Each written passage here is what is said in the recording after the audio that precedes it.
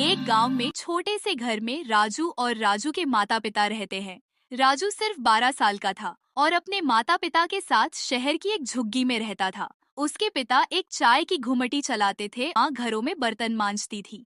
घर की हालत बहुत खराब थी, टपकती छत, गंदा पानी। राजू का मन पढ़ाई में लगता था, लेकिन स्कूल छोड़ना पड़ा क्योंकि उसके पिताजी बीमार रहने लगे थे।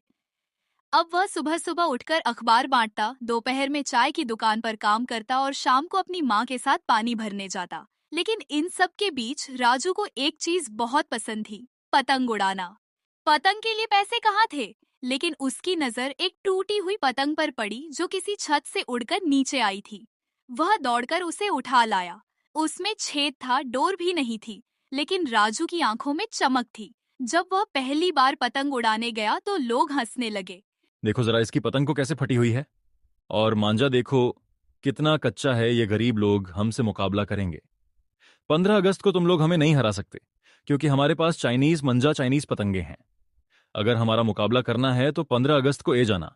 इसी मैदान में अगर हम जीते तो हमारा इनाम होगा, तुम जीते तो तुम्हारा इनाम होगा, जीतने वालों को 10,000 इनाम और अच्छे स्कूल में दाखिला होगा। राजू दुखी होकर वहां से चला जाता। रास्ते में जाते जाते सोचता है कि मेरे पास तो एक भी पैसा नहीं है और यह मुकाबला कैसे जीतूंगा। जब राजू रास्ते में जा रहा था तो एक परिवार दिखा और वह 3 लोग थे, माता पिता और बच्चा। बच्चे ने राजू के हाथ में पतंग देखी तो बच्चा जिद करने लगा पतंग लेने की। राजू ने चाचा जी से मदद मांगी। उस कारीगर का नाम था चाचा जी, जिनका खुद का बेटा अब नहीं था।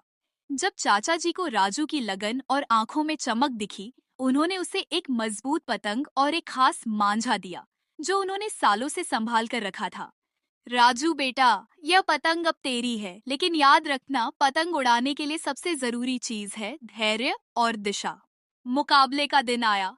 चारों तरफ रंग बिरंगी पतंगे, नारे, तालियां, ढोल और हल्ला गुल्ला। अमीर लड़कों की महंगी पतंगे, चाइना मांझा और चमचमाते चश्मे। और एक कोने में राजू, फटी पुरानी कमीज लेकिन हाथ में आत्मविश्वास। मुकाबला शुरू हुआ। एक एक करके कई पतंगे कटती गई।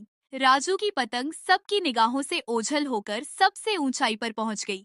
कई बार अमीर लड़कों ने उसकी डोर काटने की कोशिश की, लेकिन राजू की तकनीक और एकाग्रता के आगे सब हार गए। आखिरकार सिर्फ 2 पतंगे बची थीं, एक अमीर लड़के की और एक राजू की।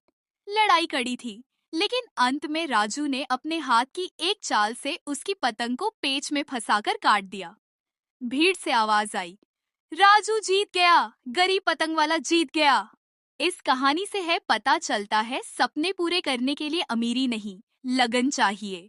संसाधन भले कम हो, अगर मेहनत और आत्मविश्वास हो तो कुछ भी संभव है। हर बच्चा खास होता है, बस उसे उड़ने का मौका मिलना चाहिए। हार जीत से ज्यादा जरूरी है कभी हार ना मानना। राजू अब एक सफल युवा बन चुका है, जो जरूरतमंद बच्चों को मुफ्त में पतंगबाजी और शिक्षा सिखाता है। उसका नाम अब राजू पतंग मास्टर है, लेकिन लोग उसे प्यार से उड़ान वाला बच्चा कहते हैं।